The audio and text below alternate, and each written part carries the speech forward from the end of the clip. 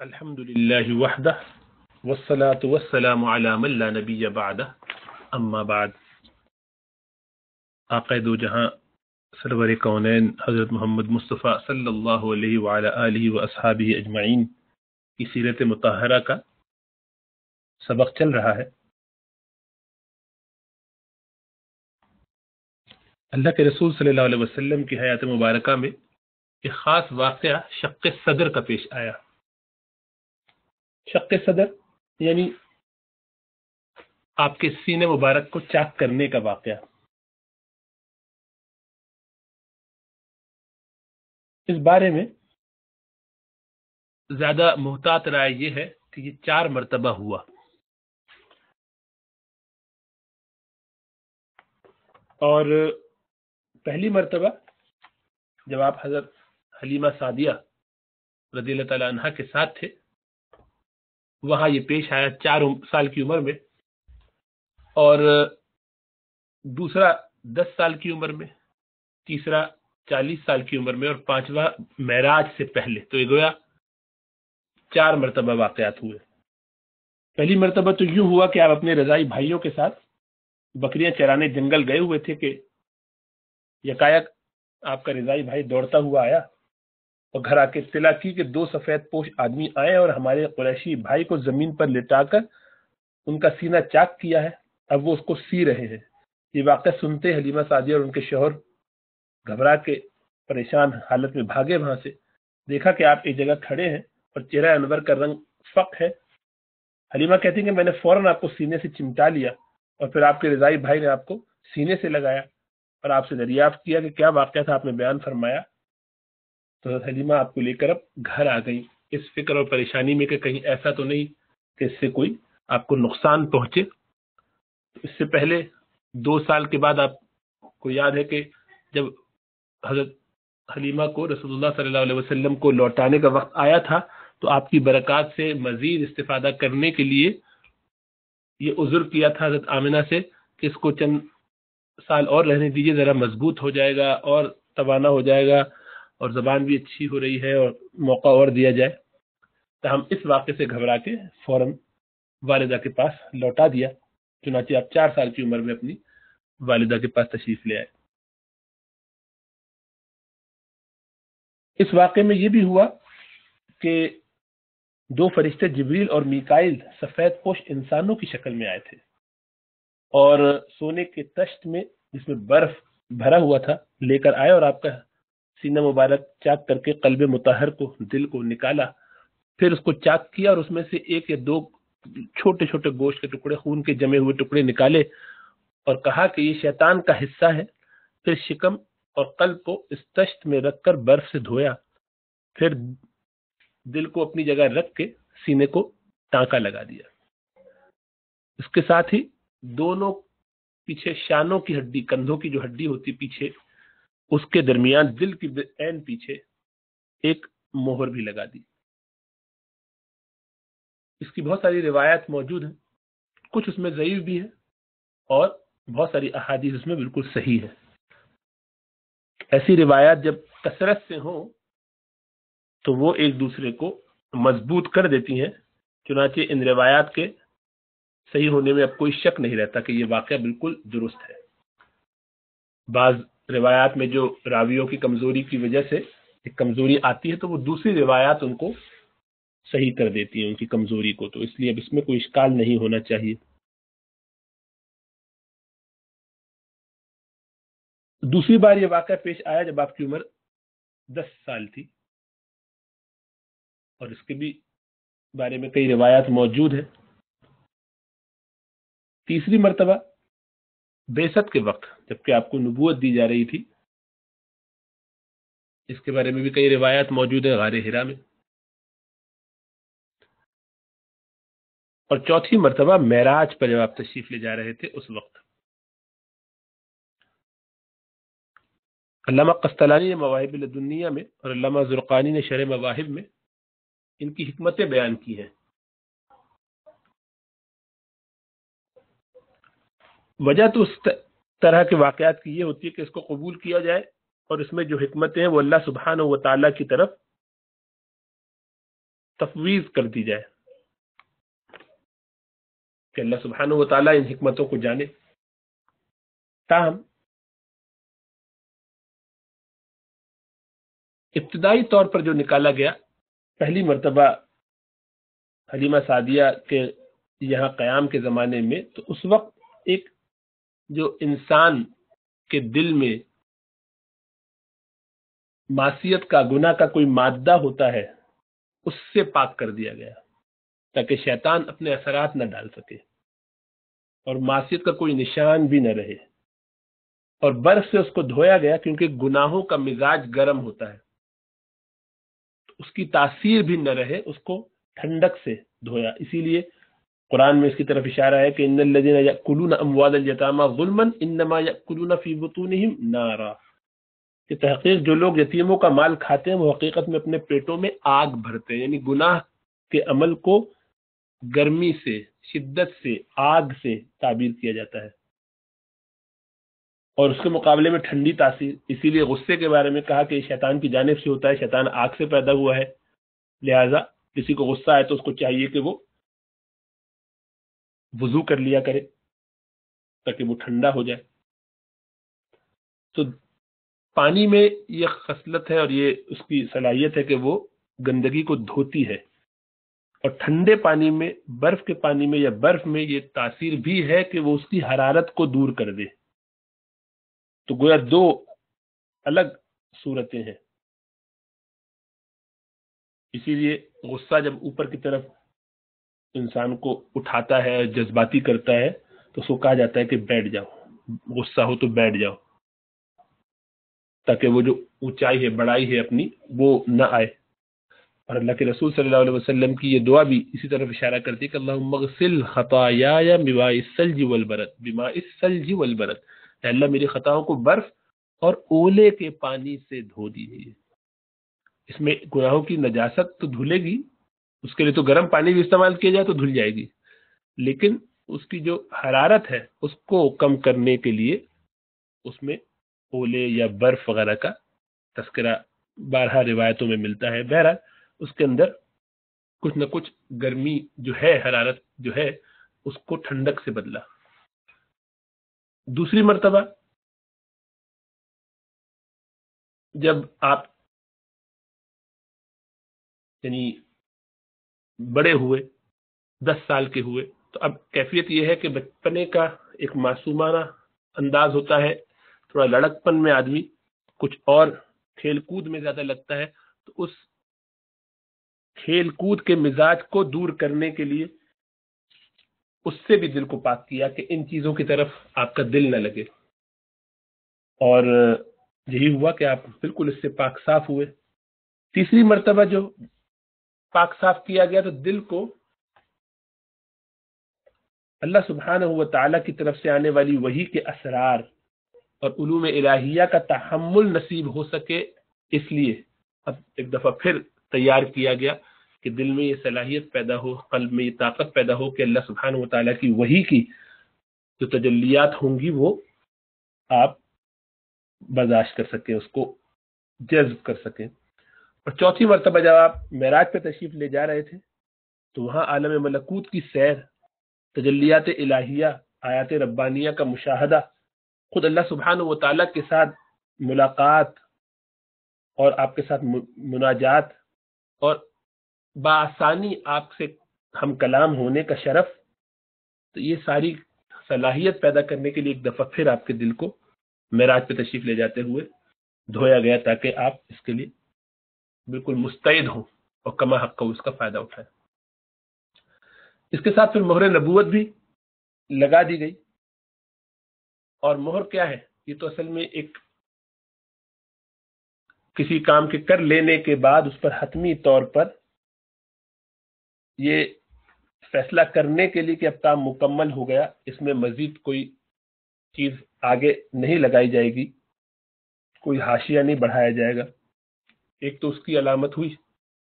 پھر چونکہ دل کو اندرونی طور پر پاک صاف کر دیا گیا دھو کے، تو آخر میں شیطان جو اپنی سونڈ بنی آدم کے دل کی طرف وسوسہ ڈال کے کرتا ہے، وہ مہر نبوت جس جگہ لگی تھی یہ وہی جگہ ہے. انسانوں کو عموماً وہاں سے شیطان بہکانے کی کوشش کرتا ہے، تو اس کو بھی باہر سے سیل کر کے پاک کر دیا کہ یہاں سے بھی شیطان اپنا کوئی اثر ڈالنے کی جرت ہی نہ کر سکے.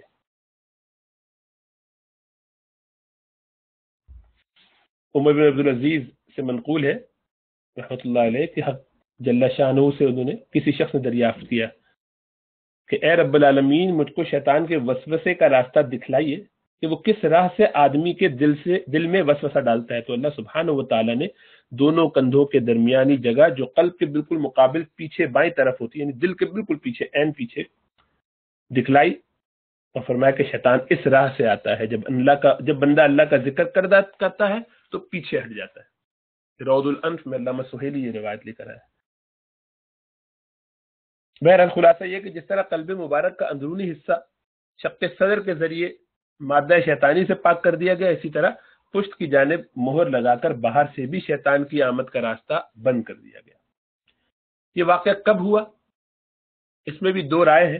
ایک یہ کہ بالکل ابتدائی ولادت ہی سے ہی یہ سلسلہ ہو گیا، پیدائش کے فوراً بعد ہی، اور اسی وجہ سے اس نشانی کو دیکھ کر علماء بنی اسرائیل آپ کو پہچان گئے.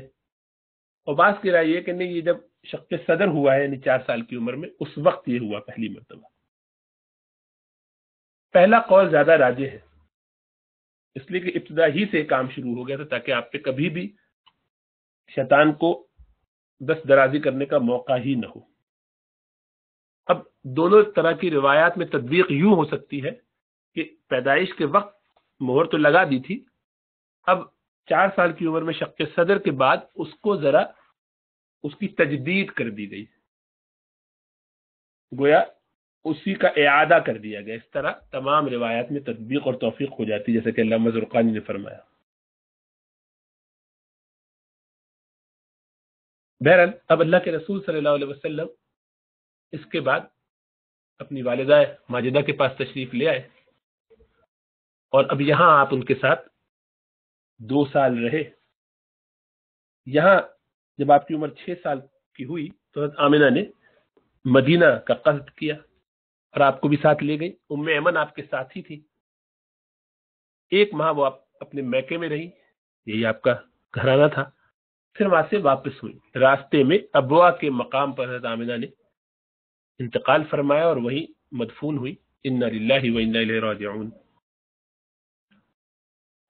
یہ ابوا کے مقام پر حضرت آمنہ کی قبر بتائی جاتی ہے.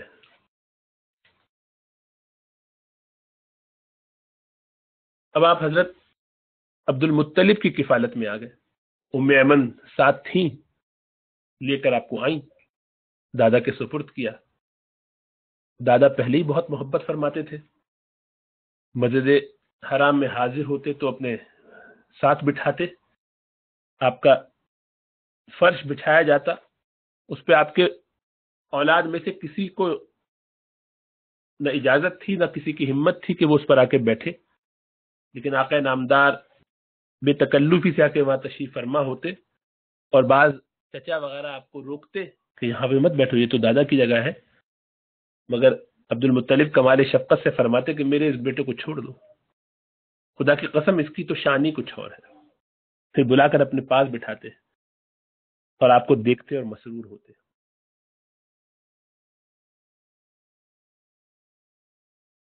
سیرت ابن ہشام وغیرہ میں ہے کہ زمانے جاہلیت میں اسلام سے قبل حج کے لیے میں مکہ مکرمہ حاضر ہوا.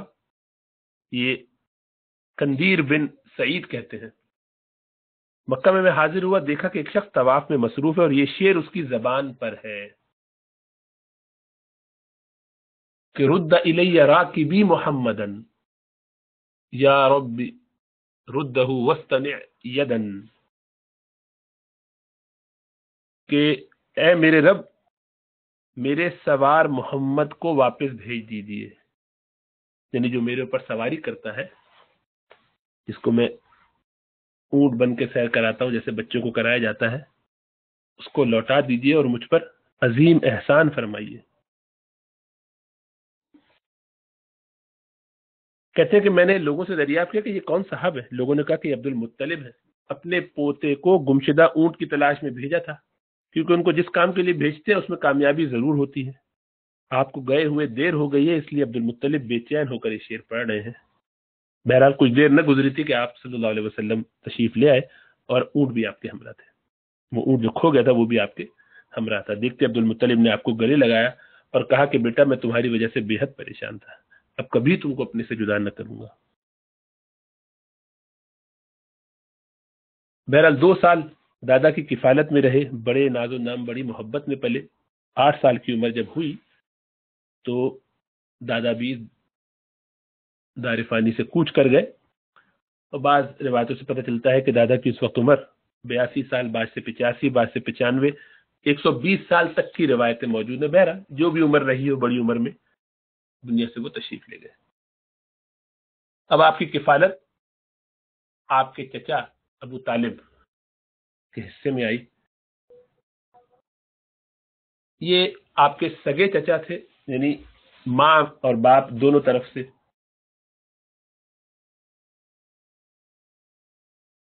ام ایمن کہتی ہیں کہ جس وقت عبد المطلب کا جنازہ اٹھایا تو میں نے آپ صلی اللہ علیہ وسلم کو دیکھا کہ آپ جنازے کے پیچھے روتے جاتے تھے.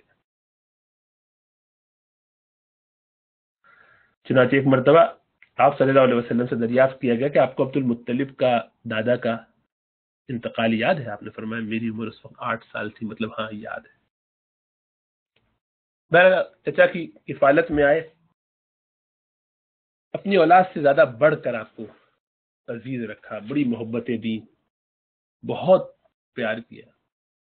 اور خود غربت بھی تھی، اولاد بھی زیادہ تھی، اس کے باوجود اپنے بھتیجے کا حق ادا کیا، اس کی محبت کا، اس کی حفاظت کا، اس کا خیال رکھنے کا. بارش کے لیے جب کبھی مسئلہ ہوتا اور قحط پڑا ایک مرتبہ، تو لوگوں نے ابو طالب سے درخواست کی کہ آپ بارش کے لیے دعا کیجیے. ابو طالب ایک مجمع کے ساتھ نبی کریم صلی اللہ علیہ وسلم کو لے کر حرم میں حاضر ہوئے اور آپ کی پشت کو خانہ کعبہ سے لگا دیا.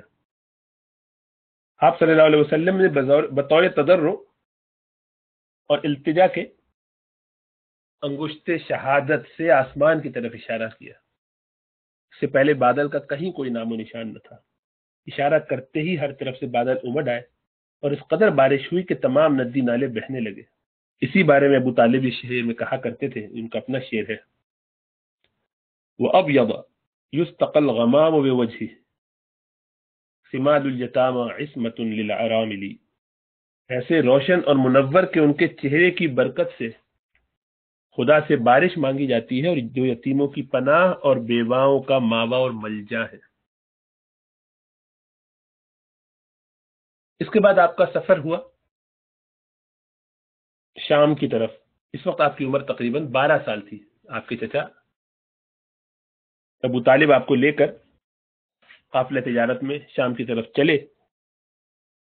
ابتداً تو آپ کا خیال تھا کہ ان کو لے کر نہ جائیں، لیکن بھتیجے کے چہرے پر حزن و ملال دیکھ کر آپ نے ساتھ لینے کا ارادہ کر لیا. اور جب بسرا پہنچے تو وہاں ایک نصرانی راہب جرجیس، جس کا نام تھا بحیرہ راہب کے نام سے مشہور تھا، نبی آخر الزماں کی جو علامتیں آسمانی کتابوں میں مذکور تھیں ان سے بخوبی واقف تھا، اور بالکل واقفیت اور باخبر ہونے کی وجہ سے وہ نظر رکھتا تھا کہ کب کون سا کہاں سلسلہ اور قافلہ آ رہا ہے. جب یہ قافلہ اترا قریش کا راہب کے صومعے کے پاس، تو اس نے حضور اقدس صلی اللہ علیہ وسلم کی صورت دیکھتے ہی پہچان دیا کہ یہ وہی نبی ہیں. اسی طریقے سے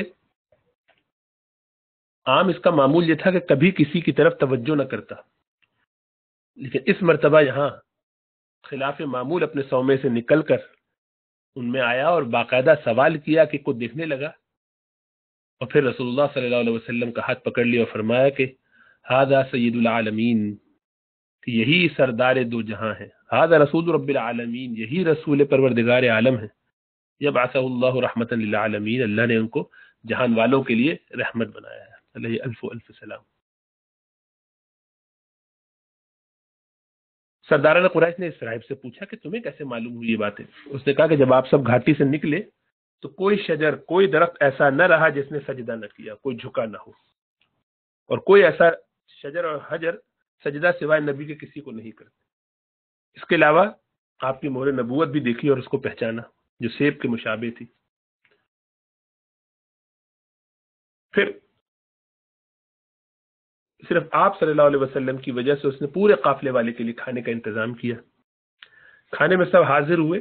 آپ صلی اللہ علیہ وسلم چونکہ چھوٹی عمر کے تھے اس لیے وہاں ان کو سامان کی حفاظت پہ چھوڑ دیا گیا۔ راہب نے دریافت کیا کہ آپ کہاں ہیں؟ معلوم ہوا کہ اونٹ چلانے گئے ہوئے۔ آدمی بھیج کر آپ کو بلایا۔ اس وقت آپ تشریف لائے تو ایک ابر آپ صلی اللہ علیہ وسلم پر سایہ کیے ہوئے تھا۔ جب آپ اپنی قوم کے قریب پہنچے تو دیکھا لوگ پہلے ہی سے درخت کے سائے میں جگہ لے چکے ہیں، اب کوئی جگہ سائے کی باقی نہ رہی۔ آپ صلی اللہ علیہ وسلم ایک جانب کو بیٹھ گئے۔ بیٹھتے ہی درخت کا سایہ آپ کی طرف مائل ہو گیا۔ سبحان اللہ۔ راہب نے کہا کہ درخت کے سائے کو دیکھو کہ کس طرح آپ کی طرف مائل ہے، اور کھڑے ہو کر لوگوں کو قسمیں دینے لگا اور یہ کہا کہ آپ لوگ ان کو روم کی طرف نہ لے جائیں، رومی اگر ان کو دیکھ لیں گے تو آپ کی صفات اور علامات سے آپ کو پہچان کر قتل کر ڈالیں گے۔ اثناء کلام میں اچانک راہب کی نظر پڑی تو دیکھا کہ روم کے 7 آدمی کسی کی تلاش میں اس طرف آ رہے ہیں۔ راہب نے پوچھا کہ تم کس لیے نکلے ہو؟ رومی نے کہا کہ ہم اس نبی کی تلاش میں نکلے جس کی تورات اور انجیل میں بشارت دی گئی ہے، وہ اس مہینے میں سفر کے لیے نکلنے والا ہے۔ ہر طرف ہم نے اپنے آدمی بھیج دیے۔ راہب نے کہا اچھا یہ تو بتاؤ کہ جس شے کا خدا وند ذوالجلال نے ارادہ فرما لیا ہے کیا تم اس کو روک سکتے ہو؟ رومی نے کہا کہ نہیں۔ اس کے بعد رومیوں نے بحیرہ راہب سے عہد کیا کہ اب ہم اس نبی کے در پہ نہیں ہوں گے، اور یہ 7 رومی ہیں بحیرہ راہب کے پاس ہی یہ پڑے رہے، یہ ساتوں کے ساتوں وہیں رہ پڑے، کیونکہ جس مقصد کے نکلے تھے وہ خیال ہی عبدل سے نکل گیا، تو اب اپنے آپ کو واپس لے کے جانا اس علاقے میں خلاف مصلحت سمجھا۔ بہرحال راہب نے پھر قریش کے قافلے کو قسم دے کر یہ دریافت کیا کہ تم میں سے اس کا ولی کون ہے؟ لوگوں نے ابو طالب کی طرف اشارہ کیا۔ راہب نے ابو طالب سے کہا آپ ان کو ضرور واپس لے جائیں۔ ابو طالب نے آپ کو واپس بھیج دیا۔ بعض روایتوں میں یہ بات آ گئی ہے کہ ابو بکر صدیق رضی اللہ تعالیٰ عنہ اور بلال رضی اللہ تعالیٰ عنہ بھی آپ کے ساتھ اس سفر میں تھے، لیکن یہ بات محل نظر ہے۔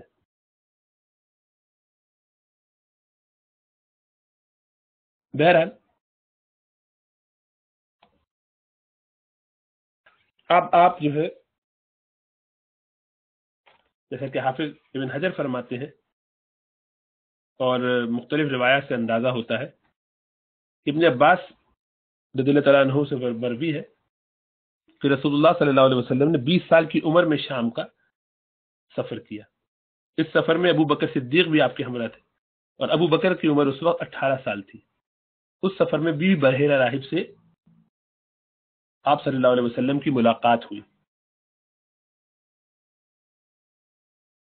حافظ فرماتے ہیں کہ اگر یہ روایت صحیح ہے تو آپ کا یہ سفر شام کے اس سفر کے علاوہ ہے جس کا ذکر پہلے ہو چکا، اور چونکہ دونوں میں بحیرہ راہب سے ملاقات ہوئی تھی اسی لیے لوگوں نے غلطی سے ابو بکر صدیق کا تذکرہ پہلے والے سفر میں کر دیا، جبکہ اس وقت آپ کی عمر 10-12 سال ہی تھی، اور یہ بات محل نظر ہے کہ آپ اس میں شریک رہے ہوں۔ نمبر 1 نمبر 2 کہ بلال رضی اللہ تعالیٰ عنہ تو اور بھی چھوٹے تھے، بلکہ شاید پیدا بھی نہ ہوئے ہوں، اسی لیے وہ ایک سہو ہے، غلطی سے آ گیا ہے۔ بہرحال اب یہ واقعہ جو ہے اس کے بارے میں بھی بعض لوگ کبھی کبھی اشکال کرتے ہیں کہ یہ صحابہ جنہوں نے یہ واقعات بیان کی ان کی عمریں تو کم ہیں، جیسے کہ ابن عباس وغیرہ، لیکن اس سے کوئی فرق نہیں پڑتا۔ صحابی کی مرسل روایت مقبول ہے باتفاق محدثین، بالکل معتبر ہے۔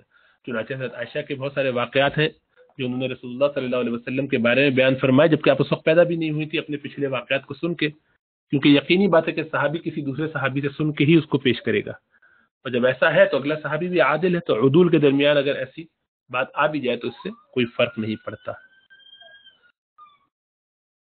سیرت النبی میں علامہ شبلی نے اس پر اعتراض کیا ہے، حالانکہ خود یہ اصول وہ لکھ چکے ہیں کہ صحابہ کا مرسل محدثین کے نزدیک قابل حجت ہے، لیکن بہرحال یہاں ان سے اس واقعے کے دوران میں یہ سہو ہوا اور اس پر انہوں نے جرح کی اور کہا کہ یہ واقعہ انہوں نے قابل قبول نہیں سمجھا ہے، لیکن یہ ان کا سہو ہے۔ اور اس طرح کی بعض اوقات واقعات پہ وہ عقلی طور پر تنقید کرتے ہیں جو یقیناً درست نہیں ہے۔ یہ وہ صومعہ ہے، وہ جگہ ہے جس میں بحیرہ راہب رہا کرتا تھا، اور یہ وہ درخت ہے جس کے بارے میں مشہور یہ ہے واللہ عالم کہ اس کے سائے میں آقا علیہ الصلوۃ والسلام تشریف فرما ہوئے تھے جب آپ سیریا کی طرف چلے تھے۔ اس کے بعد ایک اور اہم واقعہ جو ہوا ہے آپ کی حیات مبارکہ میں، وہ یہ کہ قریش کے قبیلے اور قبیلہ قیس کے درمیان ایک جنگ ہوئی جس کا نام حرب الفجار ہے۔ پہلے قیس والے اس پر قریش پہ غالب آئے، بعد میں قریش قیس پر غالب آ گئے، بالآخر ان میں صلح ہو گئی، اور اس وقت آپ کی عمر تقریباً 15 تھی اکثر راویوں کے نزدیک۔ اس میں آپ کے بعض چچاؤں نے بھی شرکت کی، لیکن علامہ سہیلی فرماتے ہیں کہ اس مارکے میں نبی اکرم صلی اللہ علیہ وسلم نے اپنے چچاؤں کے ساتھ ہو کر اس میں جنگ نہیں کی، حالانکہ آپ لڑائی کی عمر کو پہنچ چکے تھے۔ اپنے چچاؤں کو صرف تیر اٹھا اٹھا کر دیا کرتے تھے، جنگ اس لیے نہیں کی کہ یہ جنگ حرب فجار تھی، یعنی جنگ فجار تھی۔ کیوں؟ یعنی اس میں ان مہینوں میں لڑائی کی گئی تھی جن میں جنگ کرنا فسق و فجور ناجائز اور حرام ہے، اور وہ 4 مہینے ہیں، 3 پے در پے، یعنی ذوالقعدہ، ذوالحجہ اور اگلے سال کا پہلا مہینہ محرم، یہ 3 ایک ساتھ ہیں، اور رجب بیچ میں۔ تو یہ ان مہینوں میں لڑائی کرنا اسلام سے پہلے بھی ناجائز اور حرام تھا، اس لیے اس کو حرب فجار کہا۔ اور دوسرا یہ کہ اس میں لڑنے والے دونوں طرف غیر مسلمین تھے، تو اللہ کے رسول صلی اللہ علیہ وسلم کو اس سے بھی محفوظ رکھا گیا کہ آپ اس میں کوئی حصہ ڈالیں، چنانچہ آپ اس میں باقاعدہ شریک نہیں ہوئے، لیکن چچا وغیرہ کے ساتھ آپ اس میں اس طور پر رہے کہ قریش کا بہرحال وہ ایک کلیکٹیو سا ایونٹ تھا۔ اوبیسلی اللہ سبحانہ و تعالی ہمیں نبی اکرم صلی اللہ علیہ وسلم کی سیرت سے شغف اور تعلق پیدا کرنے کی توفیق عطا فرمائے، تاکہ ہم اس سے سیکھیں، اپنی قلبی کیفیات کو آپ صلی اللہ علیہ وسلم کی ذات مبارکہ سے وابستہ کریں، آپ کی سنتوں کو اپنی زندگی میں لائیں کہ یہ ہمارے لیے قیمتی اثاثہ ہے اور فلاح دارین کا ذریعہ ہے۔ سبحان اللہ و بحمدہ، سبحانک اللہم و بحمدک، ونشہد ان لا الہ الا انت، نستغفرک ونتوب الیک، والصلاۃ والسلام علی افضل البشر وخاتم النبیین